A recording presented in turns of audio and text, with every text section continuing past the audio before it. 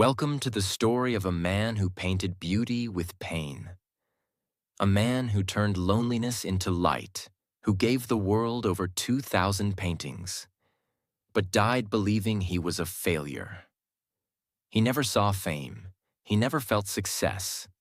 He was rejected, misunderstood, and left alone in silence. But he never stopped painting. He painted until the very end, not for money, not for fame, but because his soul was screaming for color. This is not just a story about art. It's a story about what happens when the world doesn't understand you, and you keep creating anyway. It's about finding meaning inside madness, about how pain can be powerful, and how beauty can survive even if the artist does not. Vincent Van Gogh's life was full of struggle. But from that struggle came some of the most powerful, emotional, and unforgettable paintings in human history. He didn't paint what he saw, he painted what he felt. And that's what made him immortal. So get ready for a story that will touch your heart, break it, and rebuild it again with every brushstroke. And yes, this video is also great for your English. As you listen, you will hear real emotional English used in the most powerful way.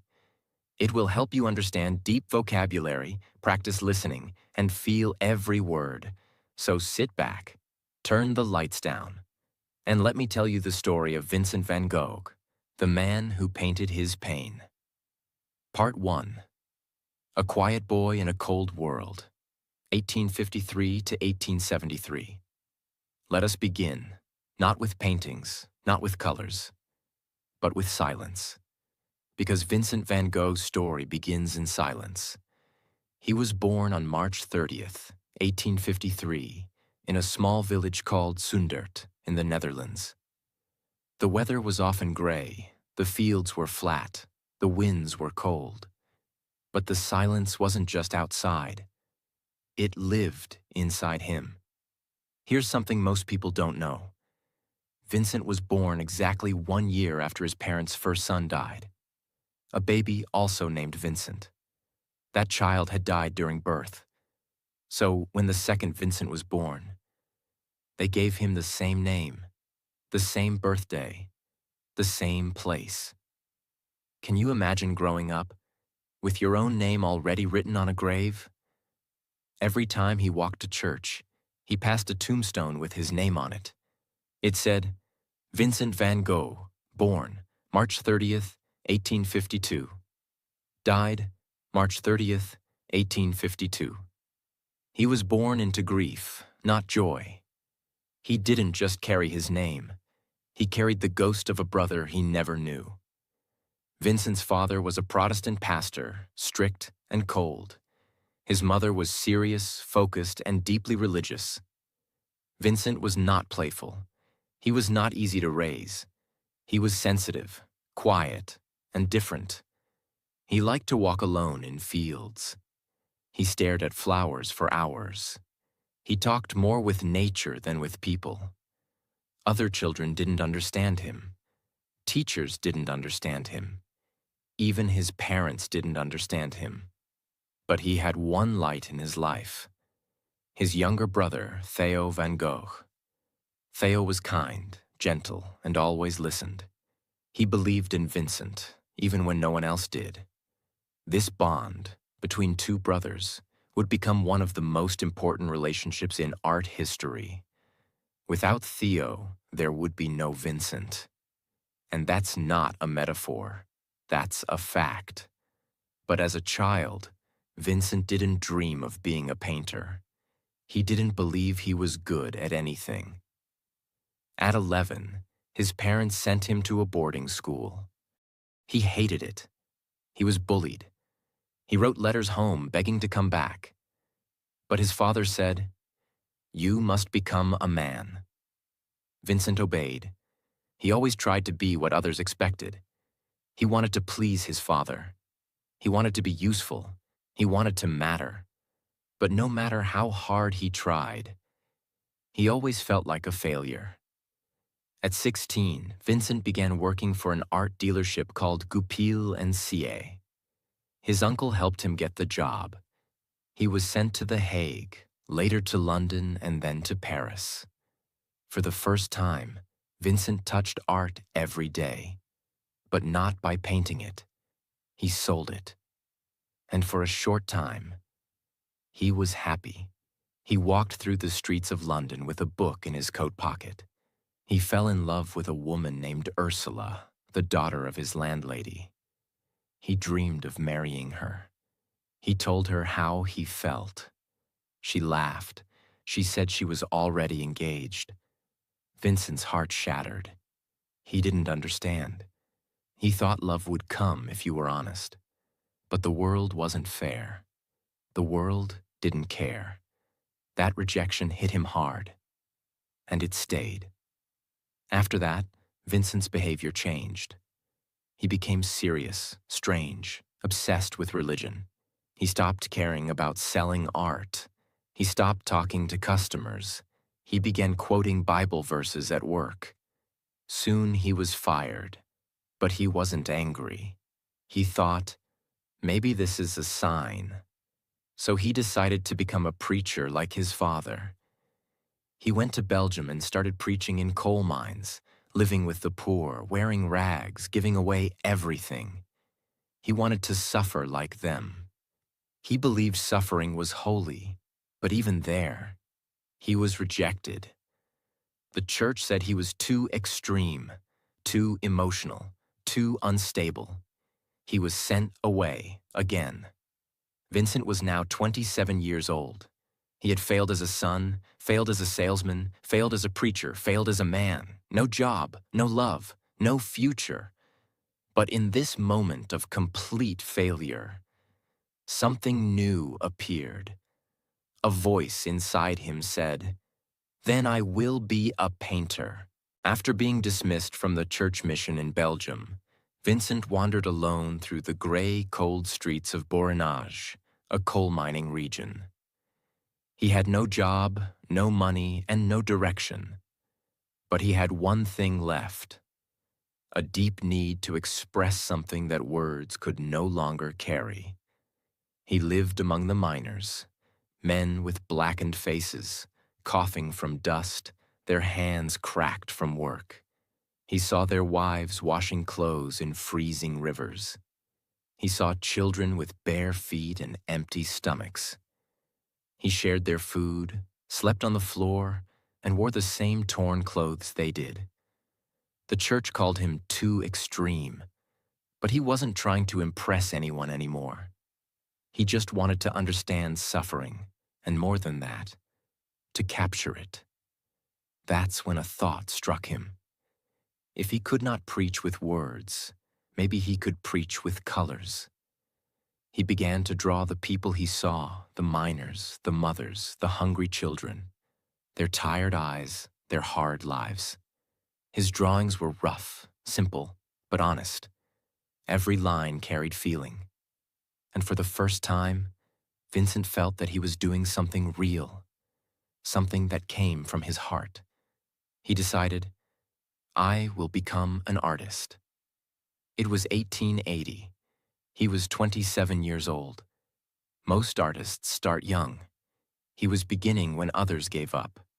Vincent didn't have money for paint, brushes, or canvas. He used charcoal, pencils, and cheap paper. He taught himself anatomy, perspective, and shading by copying books and studying the Bible. He studied nature, the way light touched the fields, the way shadows moved across faces. He believed that to paint life, you must first live it. His first real mentor was his cousin by marriage, Anton Mauve, a professional painter in The Hague. Mauve helped him learn how to mix oil paints and prepare canvases.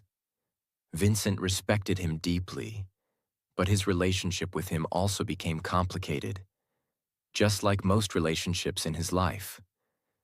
Because Vincent wasn't easy to handle. He was emotional, impatient, and obsessive. He could work for days without eating, then collapse from exhaustion. He wanted every painting to be perfect, not in technique, but in truth.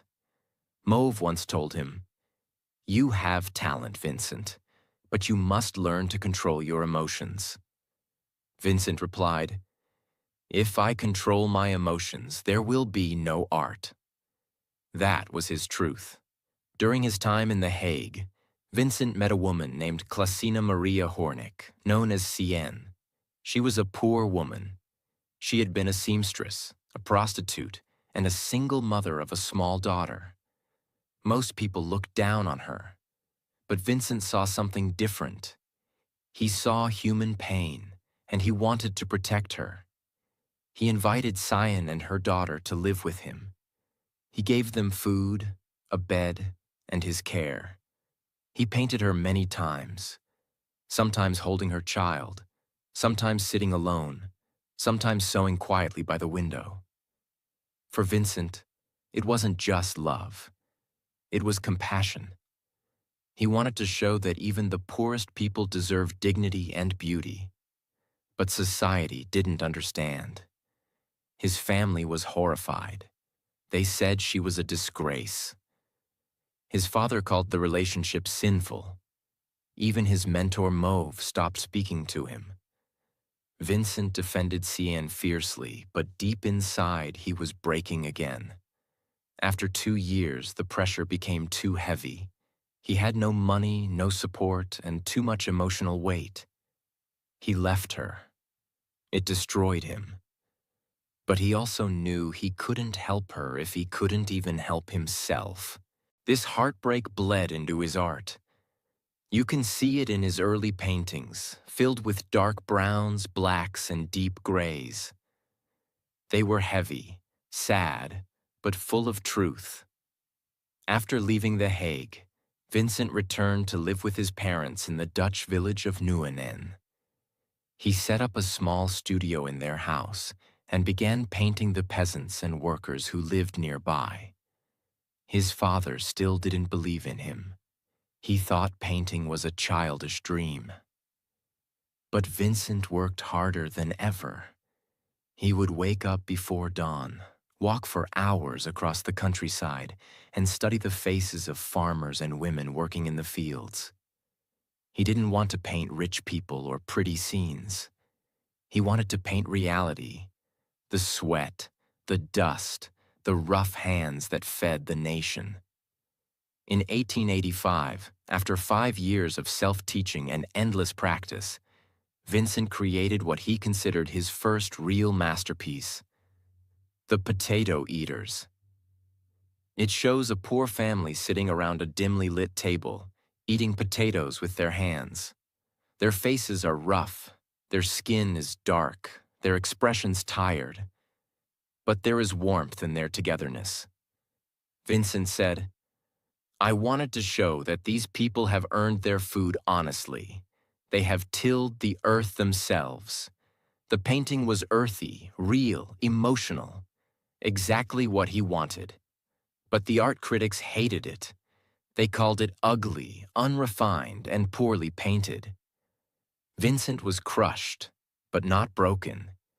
He wrote to his brother Theo, "I would rather paint one honest face full of wrinkles than 100 smooth ones full of lies."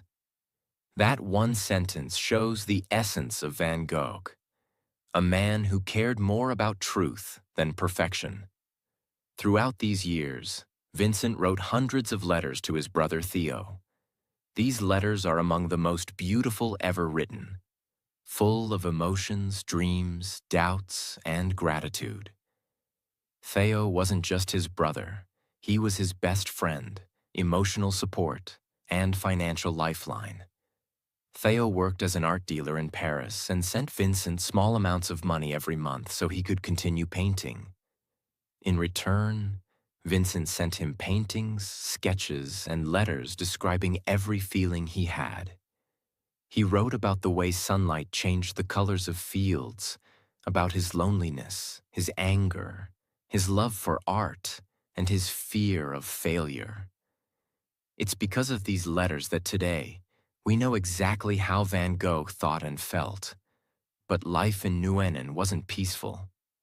Vincent had problems everywhere he went.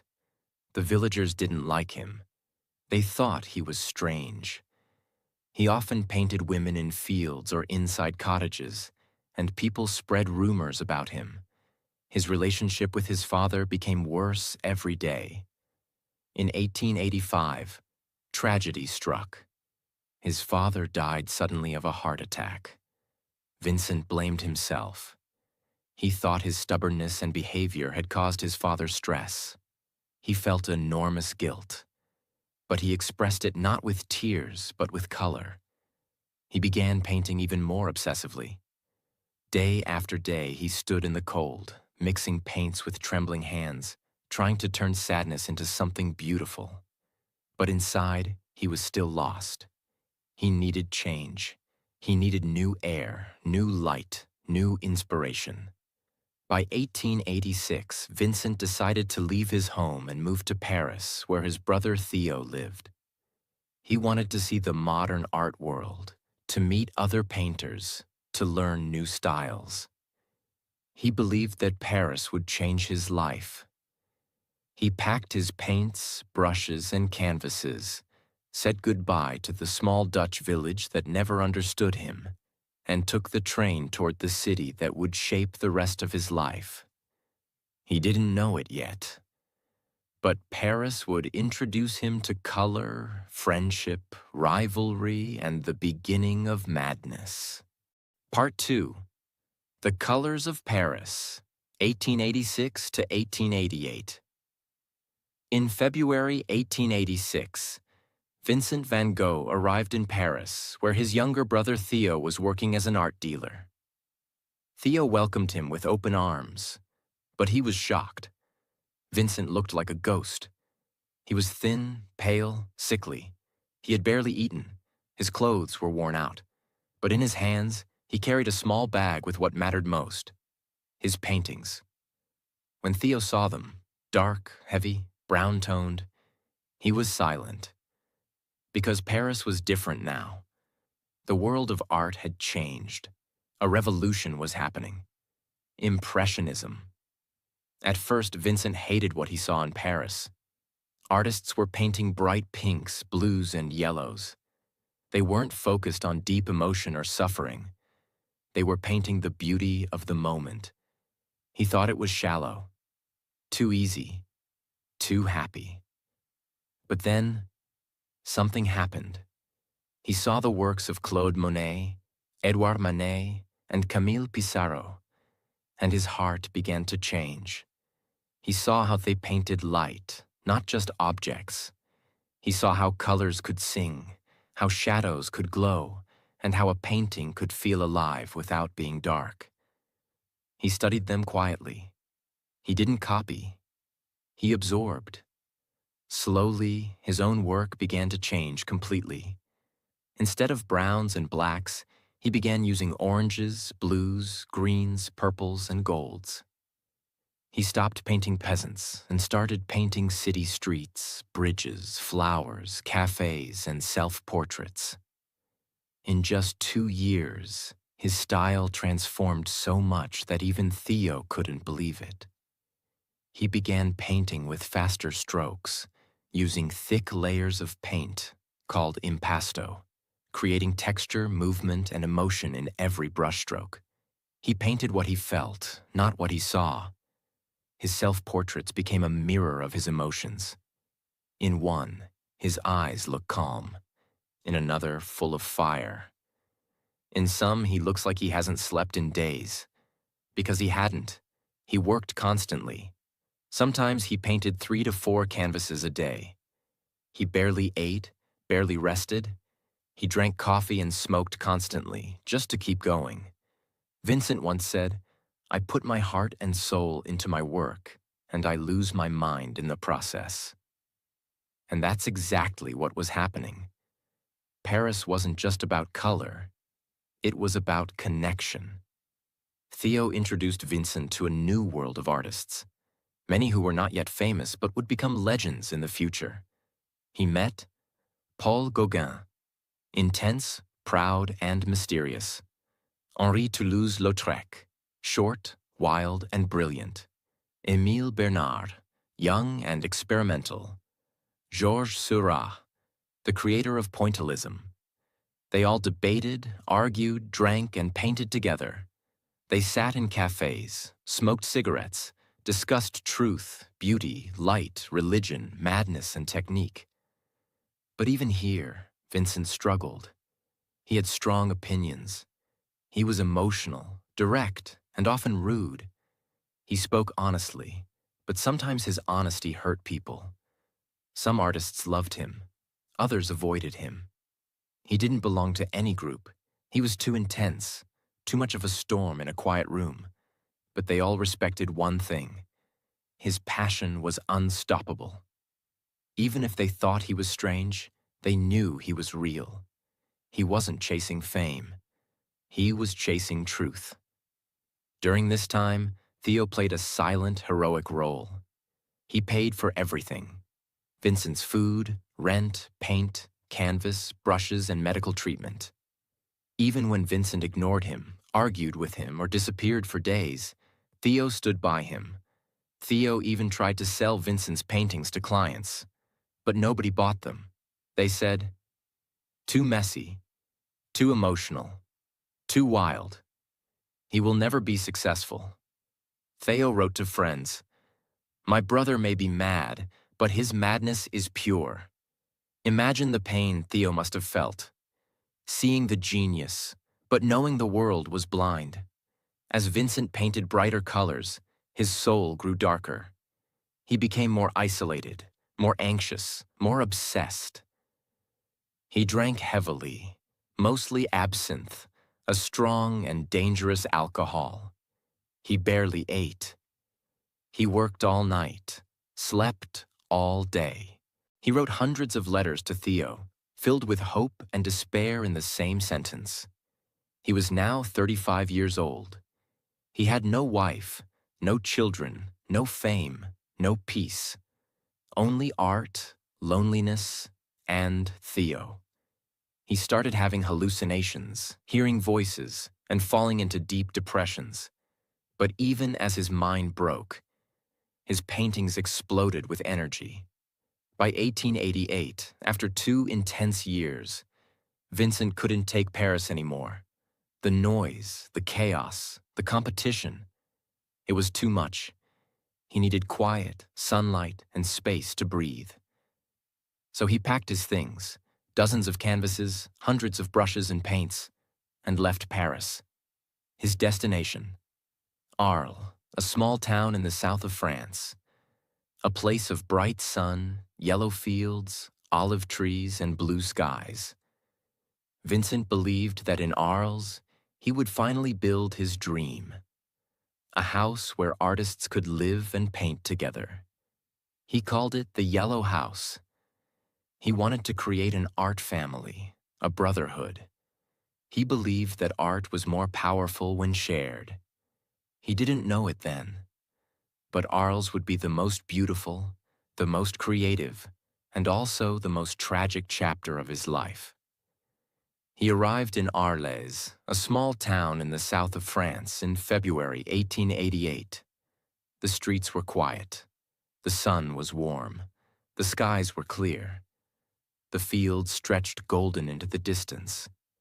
This was the opposite of everything he had known. And for a moment, he felt peace. Vincent rented a small home at 2 Place Lamartine, a modest house with pale yellow walls.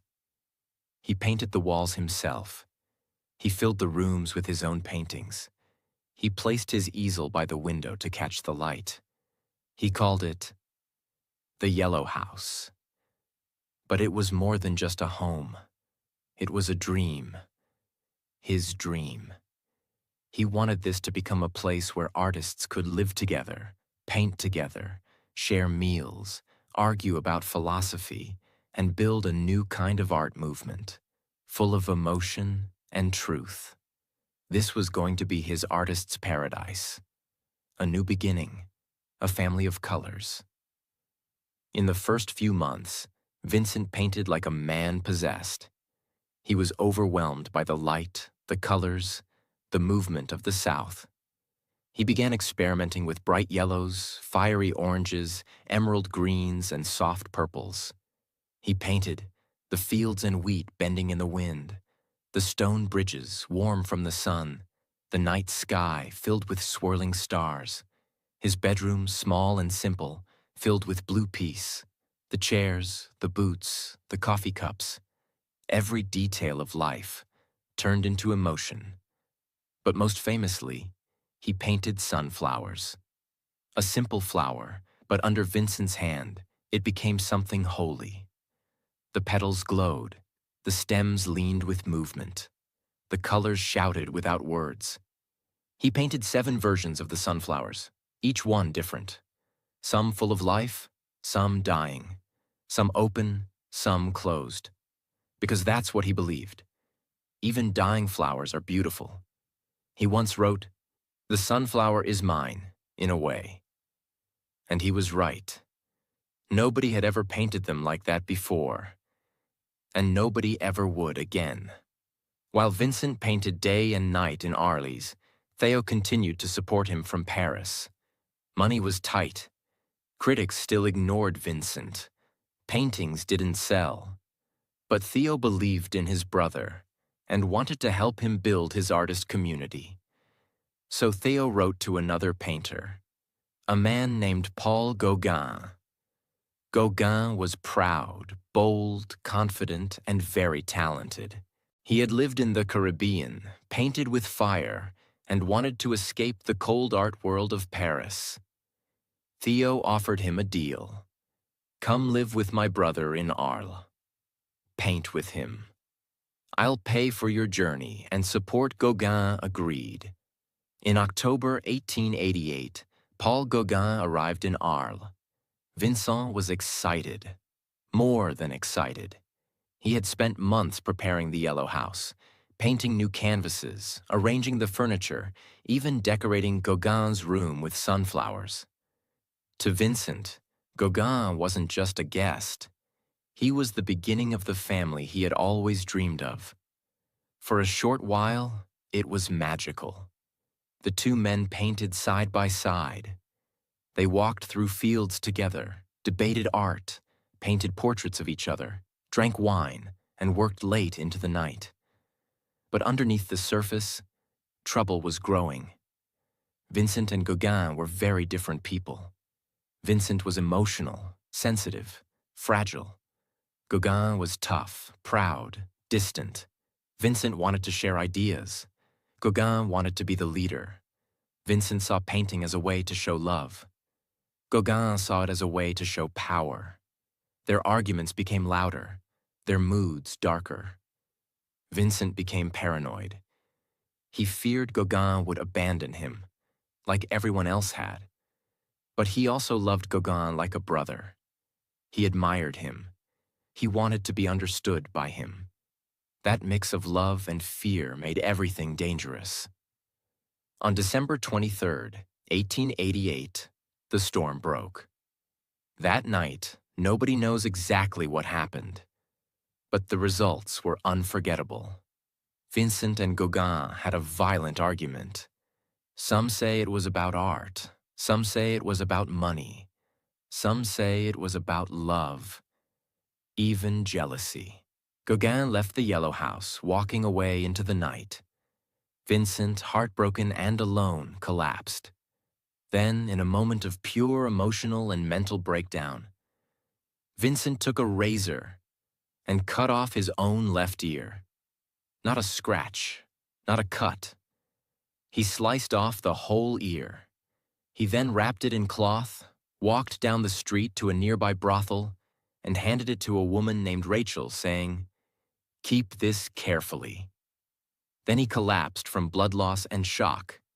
He was found the next morning, barely alive, and taken to the hospital. News spread across Arles. The mad painter has mutilated himself. Gauguin left immediately. He never returned. The Yellow House, Vincent's dream of community, was shattered. Vincent stayed in the hospital for weeks. He was diagnosed with acute mania with generalized delirium. In today's words, that might mean bipolar disorder, schizophrenia, or severe depression with psychosis. But in 1888, no one truly understood. The town of Arles now feared him. They signed a petition saying he should be locked up. He was no longer the artist. He was the madman. But even in the hospital, he painted. He painted the doctors, the walls, the patients, the gardens. He painted with his bandaged head, trembling hands, and a broken spirit. Because he didn't know how to survive without art. During this period, he wrote some of his most emotional letters to Theo. He apologized. He cried on paper. He begged for forgiveness. He tried to explain the storm in his mind, but even he didn't understand it. He wrote, "I am not mad, or at least not always, but sometimes the darkness is louder than the light." Theo never gave up. He never blamed him. He simply said, "Paint when you can. Rest when you can't. I will be here." That love, pure, unconditional, kept Vincent alive. In January 1889, Vincent was allowed to return home. But it wasn't the same. The yellow house now felt empty, haunted. His neighbors avoided him. Children ran away when he walked by. He tried to paint again, but the silence inside the house was too loud. The dream was dead. The family he imagined had vanished. He knew he couldn't stay. So in May 1889, Vincent made a decision that shocked even Theo. He voluntarily admitted himself into a mental hospital, not because he was forced, but because he was afraid of himself. He went to Saint-Rémy-de-Provence, a former monastery turned into an asylum. It was quiet, surrounded by gardens, fields, and stone corridors. He brought his paints with him, and there, in that silent place, he created miracles. Part 3, The Starry Night and the Storm Within, 1889 to 1890. The gates of Saint Paul de Moselle Asylum closed behind him in May 1889. Vincent van Gogh entered not as a prisoner, but as a man who was terrified of what his own mind might do next. The asylum stood outside the small town of Saint-Rémy-de-Provence, in the south of France. Once it had been a monastery.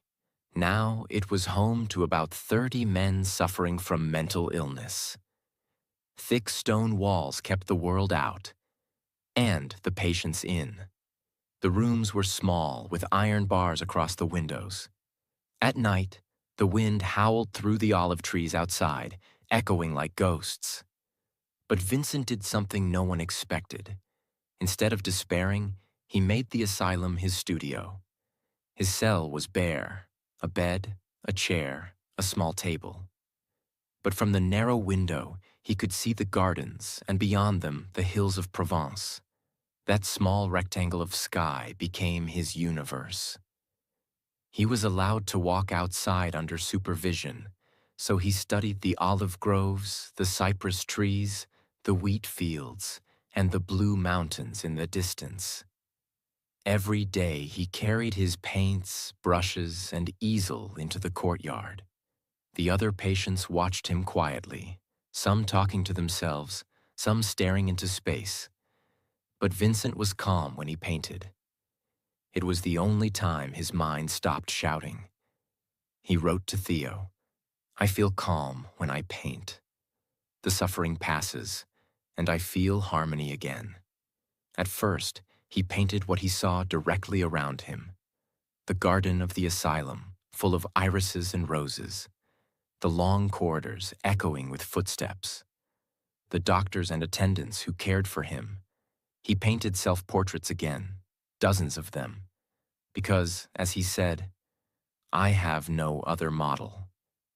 In each portrait, his expression changed, sometimes weary, sometimes fierce, sometimes peaceful, sometimes afraid.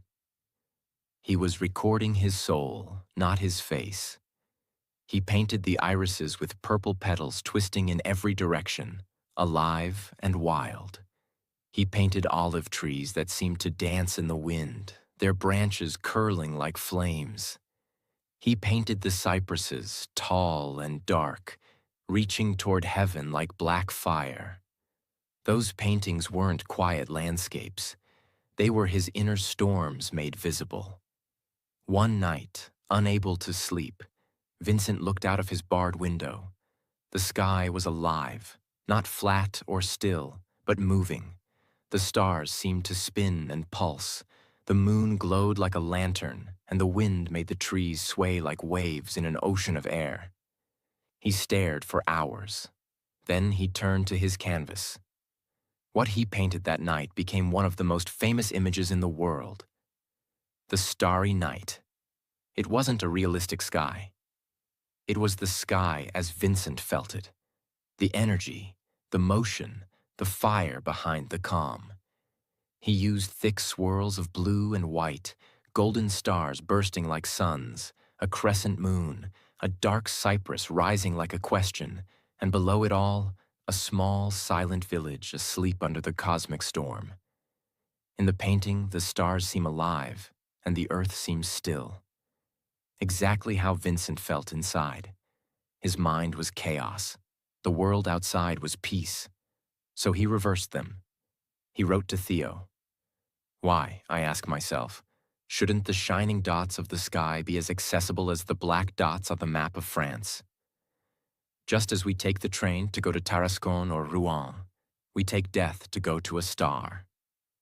That one line shows how he thought, not with despair, but with wonder. Even when his life was breaking, he still believed in light. But the peace never lasted. There were days when he couldn't paint at all. He had violent seizures, what doctors called epileptic fits. He would collapse, shake, and wake up confused. Sometimes he tore his own clothes, screamed, or refused to eat. He was haunted by voices, by nightmares, by loneliness. Yet even after each episode, he went back to work. He didn't destroy his madness. He painted through it. He wrote to Theo, I am unable to describe exactly what is wrong with me. There are moments when I am terribly anxious and I don't know why. But I must go on working as if nothing had happened. That sentence alone defines his genius. He kept painting even when he didn't trust his mind. Throughout his time in Saint-Rémy, Vincent wrote over 150 letters to Theo. They are some of the most tender letters ever written between two brothers. He described each painting in detail, the colors, the brushstrokes, the mood. He told Theo how the cypresses fascinated him, how the wheat fields made him think of eternity, how he felt trapped yet strangely alive. And always, he thanked Theo for his patience and money. Theo, in return, kept encouraging him. He promised that one day people would see Vincent's worth. He sent him supplies, words of love, and sometimes paintings from other artists so Vincent could study them. This connection was Vincent's only thread to the outside world, his only proof that someone still cared. During that single year in the asylum, he produced more than 150 paintings, an almost impossible number given his illness.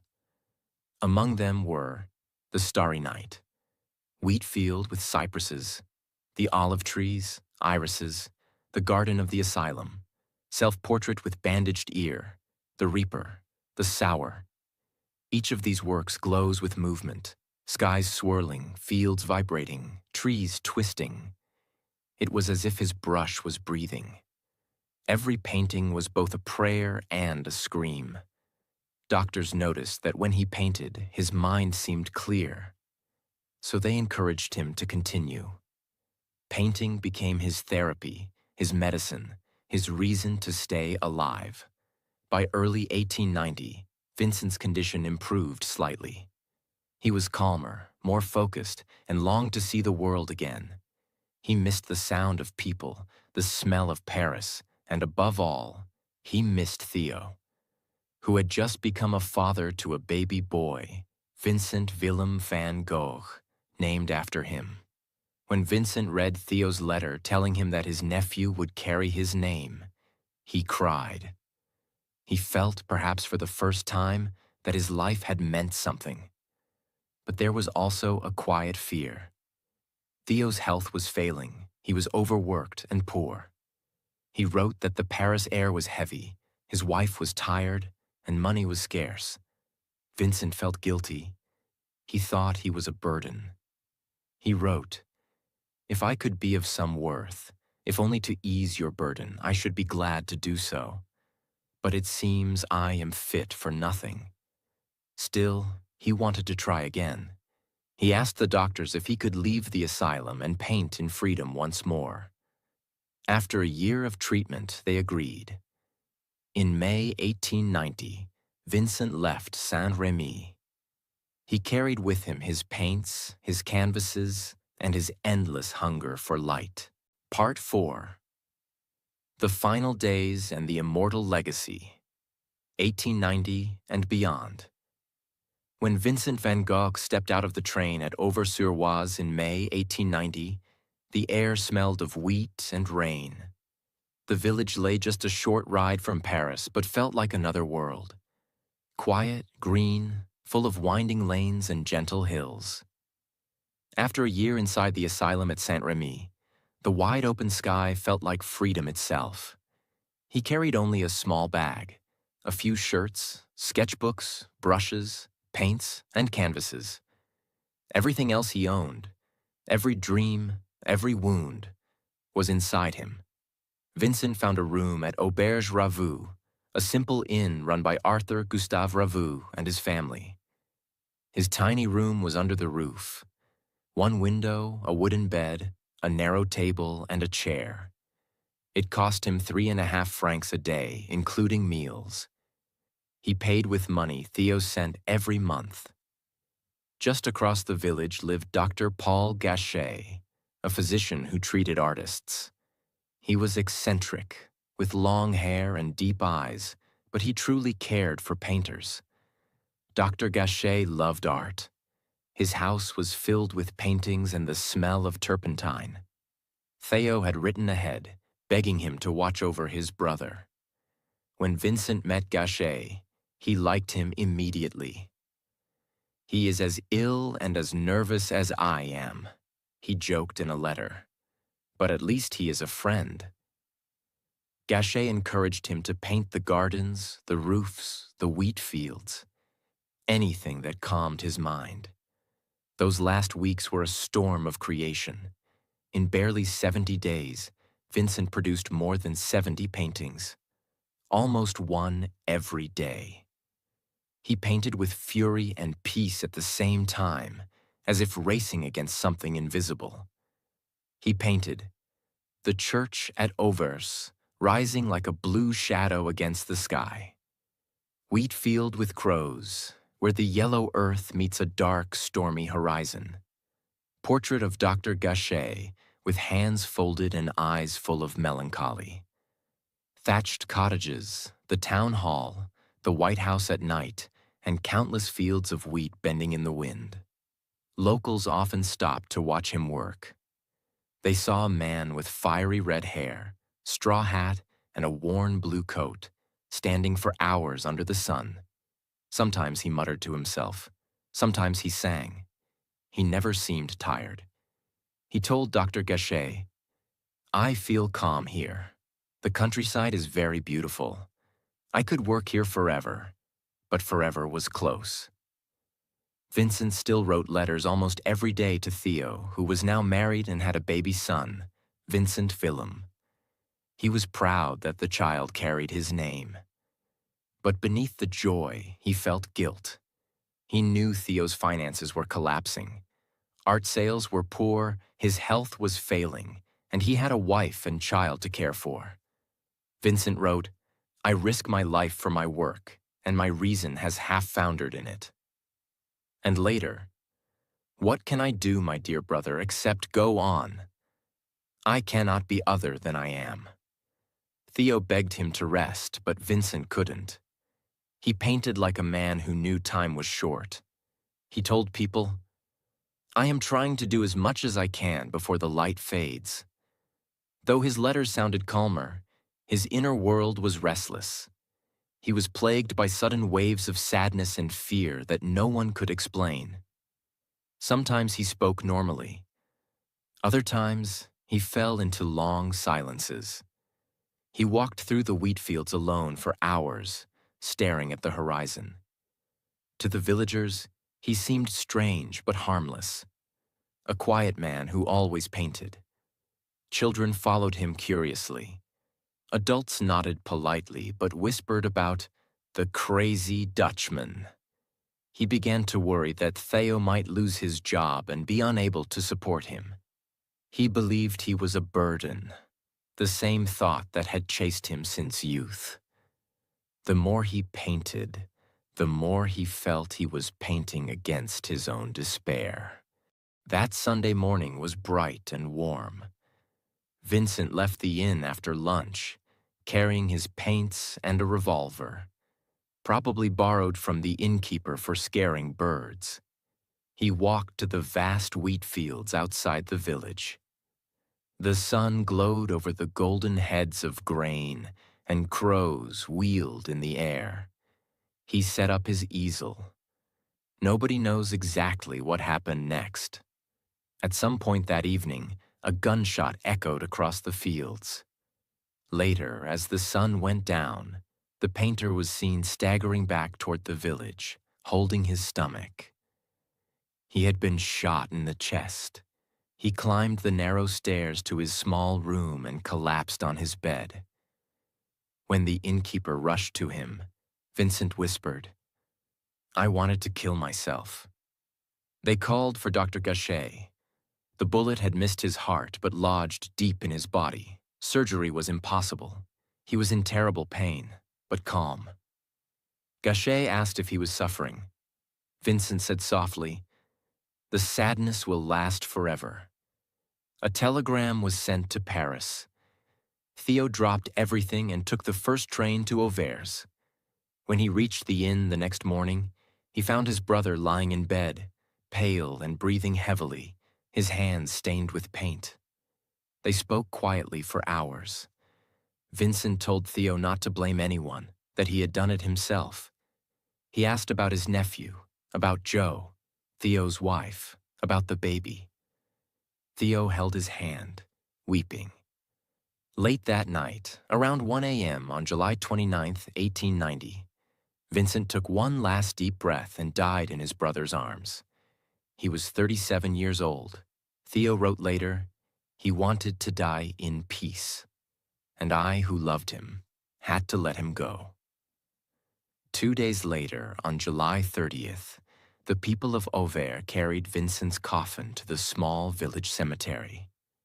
It was covered with sunflowers, wildflowers, and yellow dahlias. His canvases were placed against the walls around him. Artists, villagers, and friends stood silently. Dr. Gachet delivered a short speech. He was a great artist, more an artist than all of us together. He had only one desire, to express what was in his heart. Theo stood by the grave, unable to speak. When the coffin was lowered, the air was heavy with the smell of wheat and paint. After Vincent's death, Theo's health collapsed completely. He was exhausted, depressed, and heartbroken. He wrote letters saying he heard his brother's voice in his dreams. Within 6 months, he became severely ill and was taken to a hospital in the Netherlands. On January 25, 1891, barely half a year after Vincent's death, Theo Van Gogh also died, at the age of 33. He was buried in Utrecht. Later, in 1914, Theo's wife, Jo Van Gogh Bonger, arranged for his body to be reburied next to Vincent in Auvers-sur-Oise. Today, the two brothers rest side by side, their graves covered with ivy, under the same open sky they both loved. After losing both men she loved, Jo inherited hundreds of Vincent's paintings and letters. She could have sold them cheaply or hidden them away. Instead, she made it her life's mission to show the world who Vincent truly was.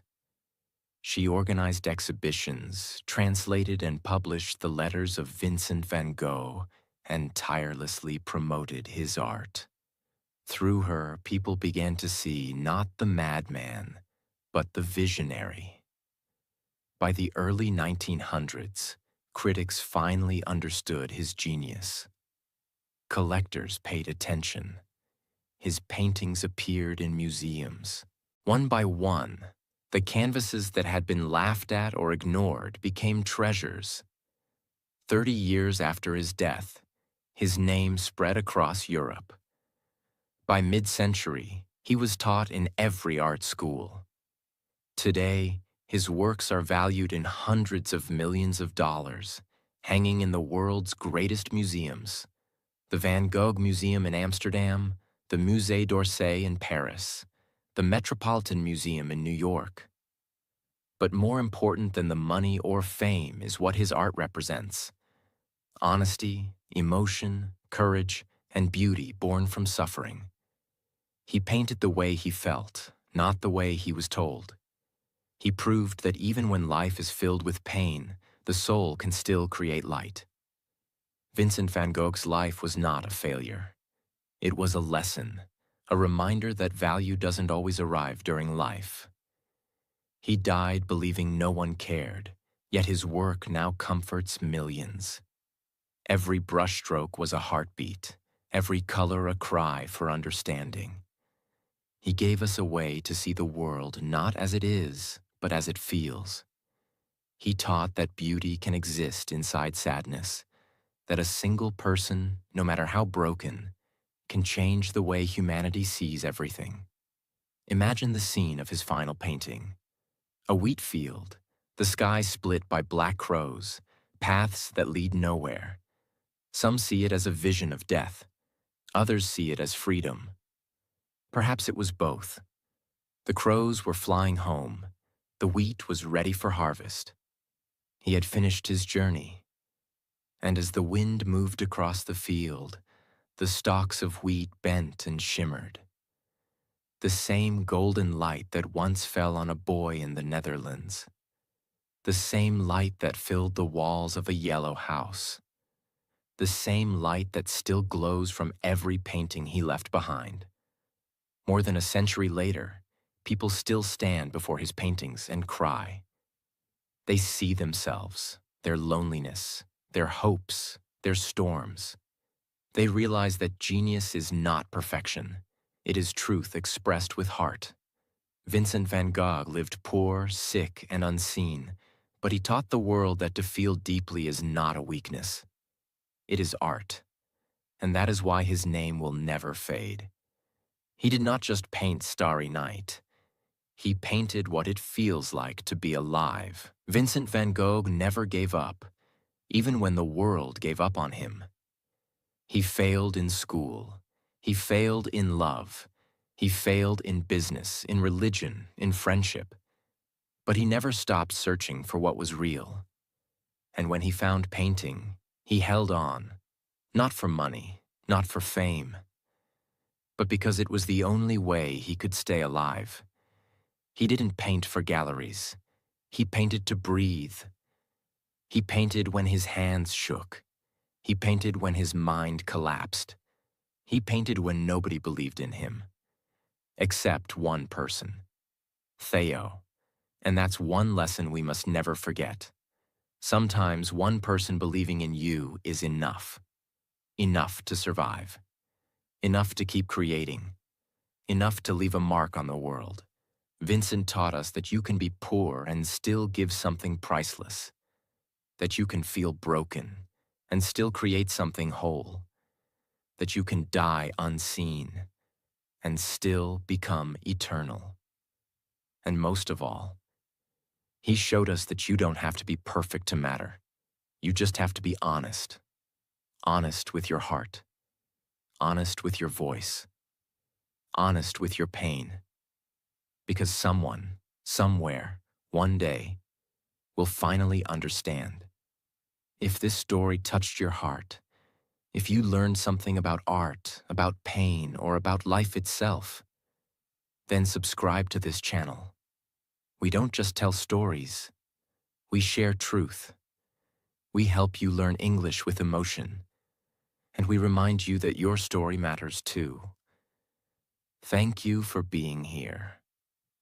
And remember, even in the darkest night, someone is painting stars for you. Subscribe now. Your journey is just beginning.